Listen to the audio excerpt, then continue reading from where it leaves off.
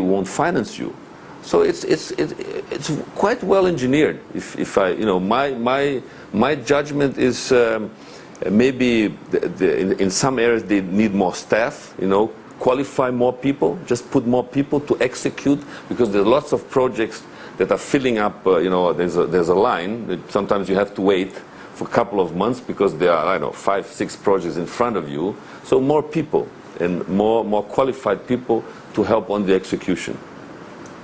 Do you see those limitations actually curbing foreign investment in the country? I'm sorry? Do you see the limitations, the cost of business, of doing business in Brazil, and the difficulties and reforms that are needed in labor reforms, for instance? Do you see that as stopping foreign investment from actually coming in the country? Would we have more foreign investment with the regulation? I think so, yeah. People would look at Brazil differently if we would have, simpler rules. Definitely, that for sure. But Brazil is such a large market. To have 200 million potential consumers, 190 million potential consumers. So there's a massive pent-up demand. What businesses want is to have people to consume your products. People are not leveraged, very little indebted. So you have the ingredients for growth. So maybe people should come now because the opportunities are now, and then wait, and hopefully our future governments will improve in these regulations. But I would not miss the opportunity. I want to ask you a question that is linked to this gorgeous view you have behind here, this privilege you have of working in such a beautiful place. You were the main contributor to the Rio 2016 bid, and you had several projects geared towards getting the city ready for the Olympics. What now? After the tragedy we saw last week with the rains in Rio, what do you think is needed? Are you going to contribute more cash to get the city ready? Do you think the city has what it takes to actually be ready?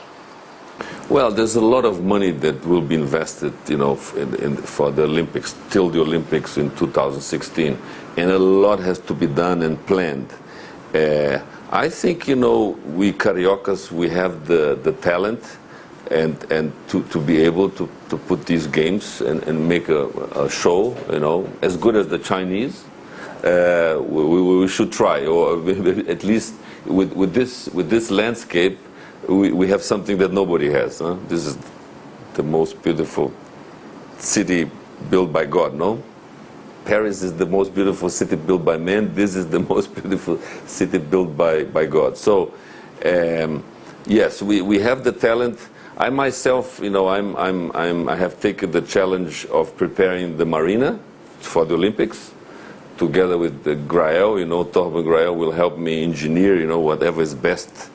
Obviously, complying with the committee, with the Olympic Committee, the installations so that you can receive the sailing boats, whatever sports are necessary, will use the installations of the marina. And obviously, the logistics, infrastructure planning is massive, and I will have to see further. I mean, I'm not so involved with the city's management to be able to give you a precise opinion on that. Would you be ready to invest more? Yes. Oh yes. We love this city. This is the base of our company. Most of our oil will be produced right in front of Búzios, which is part of the state of Rio de Janeiro. So definitely we will invest more.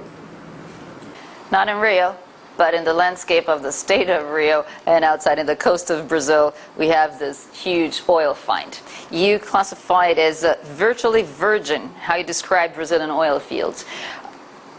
It's going to take tens of billions of dollars to actually extract oil from the pre-salt areas, as they are called. These finds are. Are you confident that this is going to happen? Is Brazil going to be what, Saudi Arabia of South America? Yes, I see. If you look 10 years out, speaking macro, I see almost $1 trillion economy here happening in the oil arena. Our areas are in shallow waters, which is, shelf technology, very easy to deploy. It's just time and execution. For instance, we have We already seeing that our Campos blocks alone, where we had 10 wells, we drilled 10 wells, and we have 17 finds. So it's a hit ratio of 170%. Tell me about rich, and I mean this is unique in the world. And in a way, it shows you also how virgin it is, because if it was a massively, drilled area or consumed area, you wouldn't have these incredible results. So obviously, it's talent of the company, capital that we have in the company. So I see, our OGX, we see we'll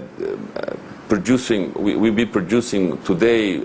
Planned today, with the information we have today, we'll be producing 1.4 million barrels a day, which is 70% of what Petrobras has produced. So by 2019, as a private company, this is a big number. How do you see your company in as a percentage of the market share of the oil in Brazil in 2019? Well, let's work out by 2019, Brazil could be producing 6 million barrels. So we'd be 1.4, so 25% of that number. So it's a big number.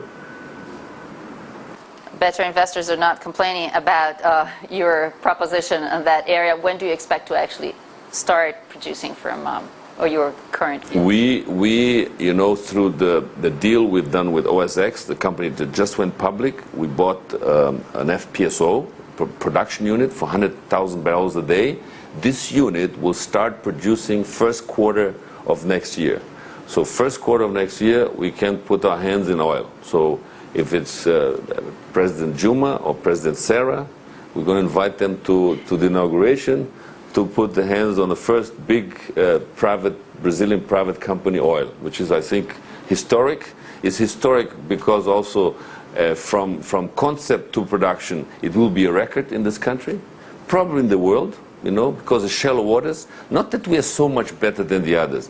It's because, we were able of recruiting top talent that we have in Brazil.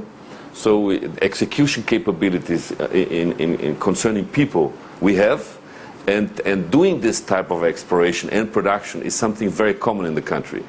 Difficulty, or more difficult, is the pre-salt arena. Okay, we are talking about shallow waters. We think today, OGX, we have in Campos alone 10 billion barrels of oil in shallow waters. Talking in your other areas, another partner, the Chinese. Next week we have the BRIC summit, and we will have the Chinese delegation and the president here.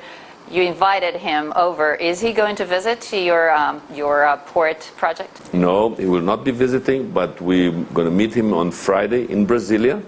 With President Lula, we're going to sign our joint venture with Wuhan in relation to a 5 million ton steel mill in the Açu port, which is a $5 billion joint investment.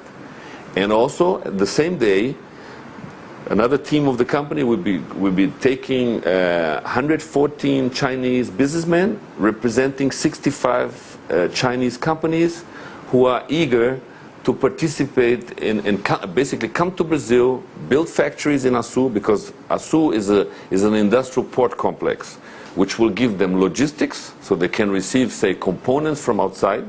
The rest obviously will come from the interior of Brazil, local labor, and they'll be able to produce, say, electrical cars, electrical bicycles, so many things that the Chinese are doing so well today. So they have started to understand, the Japanese have gone international 30 years ago. The Koreans 10 years ago. The Chinese are starting to move their factories out of China. So the steel mill with us will actually be by far the largest investment in the country. I mean, it will be 6 times larger than everything that the Chinese have ever invested in this country. And if you add of the 65 companies that are coming, I don't know what hit ratio you want to use, but understanding the pent-up demand that we have in Brazil, a huge market.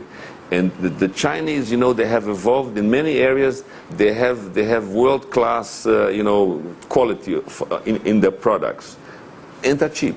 So it's a great combination for Brazil. What part will the Chinese